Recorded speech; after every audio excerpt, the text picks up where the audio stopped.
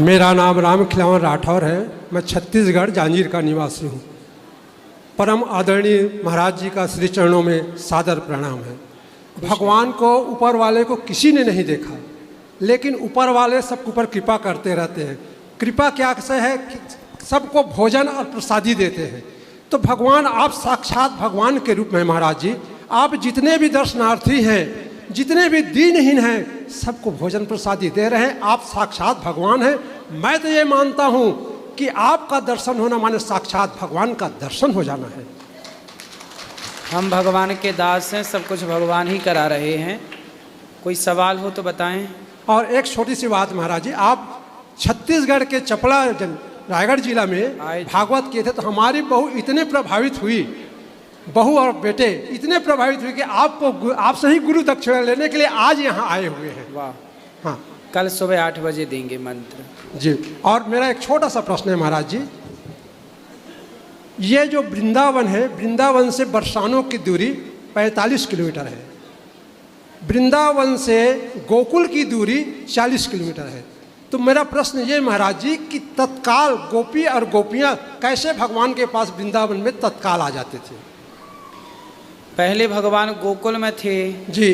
फिर गोकुल से भगवान जब कंस का अत्याचार बढ़ा जी, तो भगवान वृंदावन आ गए थे जी, है ना। पहले गोकुल, फिर नंदगांव, फिर वृंदावन आ गए जी। तो भगवान यहाँ आए बाद में जी। फिर यहाँ भगवान की एक विशेष लीला हुई, रास लीला जी। तो ये लीला यहाँ हुई जी। तो बस महाराज जी आपका दर्शन हो गया। हम तो मानते हैं भगवान का साक्षात दर्शन हो। खुश रहिए। राधे राधे। राधे राधे। और किसका प्रश्न है? राधे राधे गुरुजी। जी गुरुजी, मेरा ये सवाल था कि अगर एक इंसान के अच्छे कर्म, वहाँ आ जाऊँ? हाँ ओके, बोलो। गुरुजी, मेरा ये सवाल था कि अगर एक इंसान के अच्छे कर्म और बुरे कर्म अगर बराबर होंगे तो फिर वो स्वर्ग में जाएगा या नरक में? अच्छे और बुरे कर्म यदि बराबर हो गए किसी के जी, तो वो स्वर्ग जाएगा कि नरक? वो स्वर्ग भी जाएगा, नरक भी जाएगा। अच्छे कर्मों को भोगने स्वर्ग जाएगा, बुरे कर्मों को भोगने नरक जाएगा।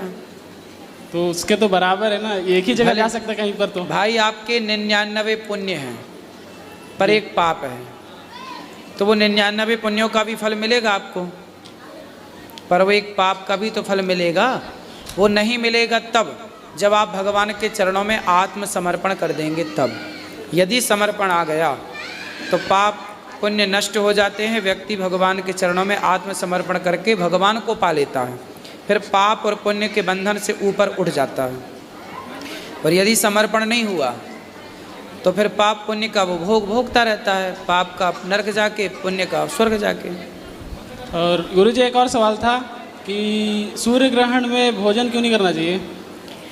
सूर्य ग्रहण में आपने देखा होगा कि जो किरणें होती हैं वो बिल्कुल नेगेटिव रहती हैं। प्रकाश जो होता है उस समय नेगेटिव होता है, अर्थात जो आकाश में उस समय का जो आकाश का वातावरण होता है वो दूषित हो जाता है।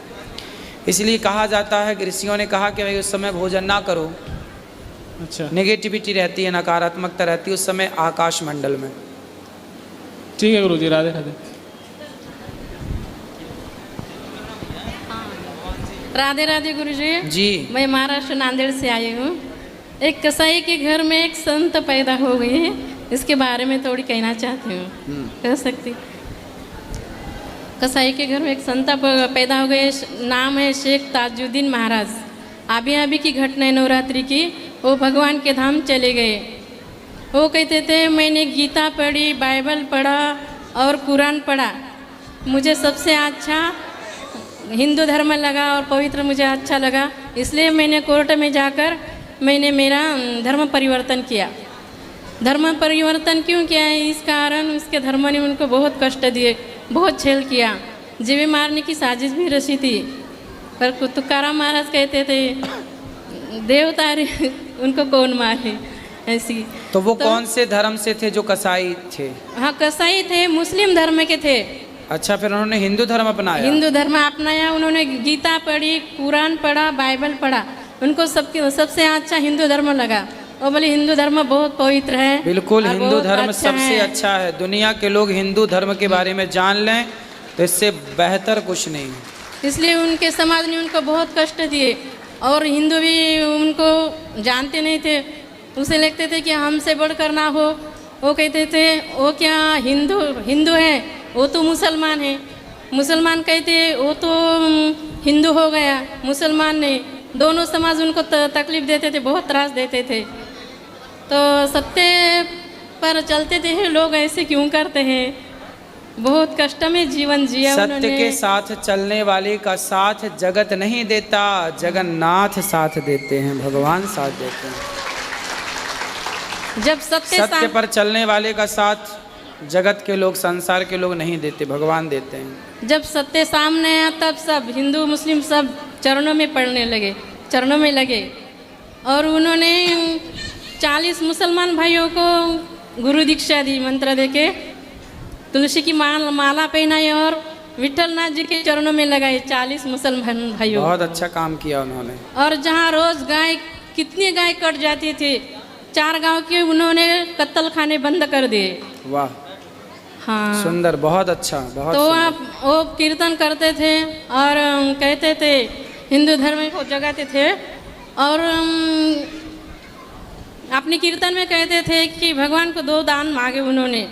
हे भगवान, मेरे आखिरी सांस तक मेरे कंठ में आवाज़ होना कि तेरे गुण गाने के लिए। और दूसरा दान, कीर्तन करते करते मेरा दम निकल जाए। भगवान को ऐसी दान मांगे। सचमुच एक दिन ऐसा हुआ, नंदुरबार में कीर्तन के लिए गए। कीर्तन करते करते महाराज जी भगवान के धाम 1 मिनट में चले गए। ये देखिए गुरु जी, बहुत सुंदर।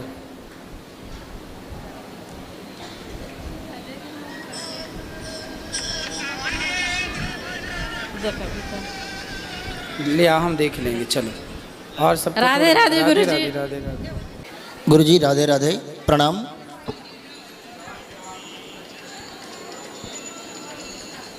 बोलें जी, ये बताया गुरुजी, सूतक गरु पुराण में कोई बताता है कि 10 दिन को पालना पड़ता है, कोई बोलता है 12 दिन को, किसी को 15 दिन को, और जन्म और मरण दोनों में अलग अलग बताया है।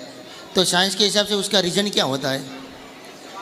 सूतक सबकी अलग अलग समाजों के हिसाब से, अलग अलग परंपराओं के हिसाब से अलग अलग दिन का होता है। जी कोई 5 दिन का रखता है, कोई 8 दिन का रखता है, कोई 10 दिन का रखता है। जी 13वें दिन तो पूर्ण रूप से शुद्धि होती है, तब 13वीं होती है। जी तो मृत्यु का सूतक तो 13वें दिन, मतलब 13वें दिन तो 13वीं होती है, इसलिए नाम 13वां है।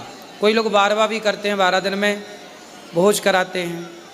तो जन्मने का सूतक भी उसके मूल देख करके, उसकी सब विधि विधान देख के सब होता है, कितने दिन के मूल हैं, कितने दिन की। वैसे रखना कितने दिन को चाहिए, कितने दिन तक रखना चाहिए? सबकी अलग अलग परंपराएं हैं, जिसकी जी। जो परंपरा है वो उसे फॉलो करे। जी जी जी, धन्यवाद। राधे राधे। राधे राधे। प्रणाम गुरुजी। जी गुरुजी, मैं परचून की दुकान है मेरी, और कहते हैं आपकी एकादशी व्रत सबसे श्रेष्ठ होता है। हाँ, तो कैसे करें कि एकादशी व्रत विधि पूर्वक, नियम पूर्वक हो सके, साधारण तरीके से आप बताइए, क्योंकि 3 दिन का होता है। मैं करता हूँ लेकिन थोड़ा मुश्किल लगता है, आप साधारण तरीके से बताइए कि कर सकूँ। एकादशी, जी एकादशी के दिन अधिक से अधिक भगवान का कीर्तन करो, भगवान नाम जप करो जी, और भगवान से प्रेम हो, यही सबसे बड़ा व्रत है। जी। खाना पीना तो फल फूल खा सकते हैं आप, फल फूल 2 बेरी 3 बेरी खा सकते। फल एकादशी में फल खाओ, फलाहार करो। जी, फलाहार ही करते बस। बाकी सूर्य को सुबह को अर्घ दे करके, सूर्य अर्घ दे दो सुबह, भगवान का स्नान करो, वस्त्र पहनाओ, उनकी सेवा करो, कीर्तन करो, कथाएं सुनो। उस दिन घर पे कीर्तन रखो, खुद कीर्तन करो। और भोजन की दान के लिए जो भोजन निकालते हैं उसकी जगह दक्षिणा पैसे वो द्वादशी को अन्नदान करके फिर दान दक्षिणा जो आपकी श्रद्धा है वो करिए। जी, धन्यवाद गुरुजी, प्रणाम।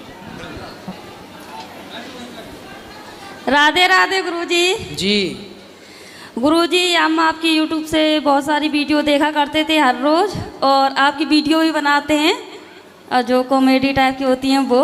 और वीडियो बनाते बनाते बनाते बनाते पता नहीं अचानक मुझे क्या हो गया कि आपसे मिलने की एकदम से अंतरात्मा में वो हुई कि आपसे मिला जाए, देखा जाए। तो जैसे ही हम अंदर आए तो मतलब विश्वास नहीं हो रहा था, मतलब सर इतना चकरा रहा था मेरा कि तुम मतलब गुरुजी से मिलने आई, विश्वास ही नहीं हो रहा था। अंदर से इतनी खुशी आप देख सकते हैं, अभी भी हंस रही हैं। कौन हंस रहा है? आप हंस रहे हैं? हाँ मतलब तो अभी सिर चकरा रहा है इसलिए हंस रहे हो? नहीं गुरुजी, विश्वास नहीं हो रहा, पता नहीं क्यों। कथा सुनते हैं?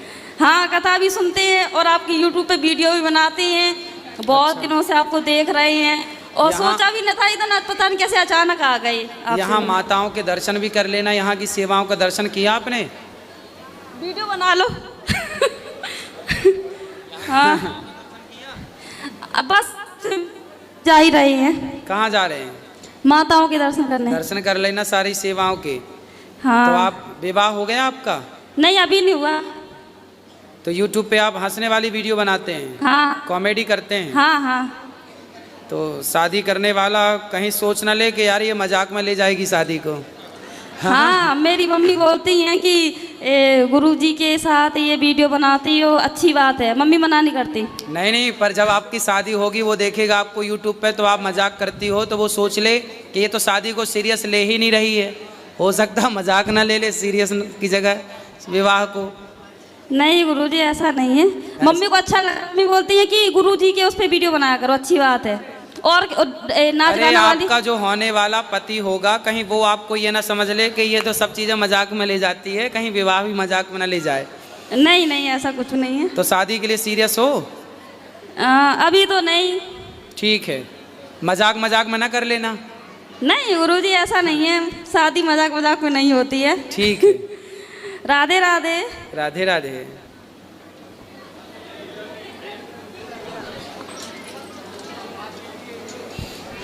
राधे राधे गुरुजी। जी प्रणाम गुरुजी।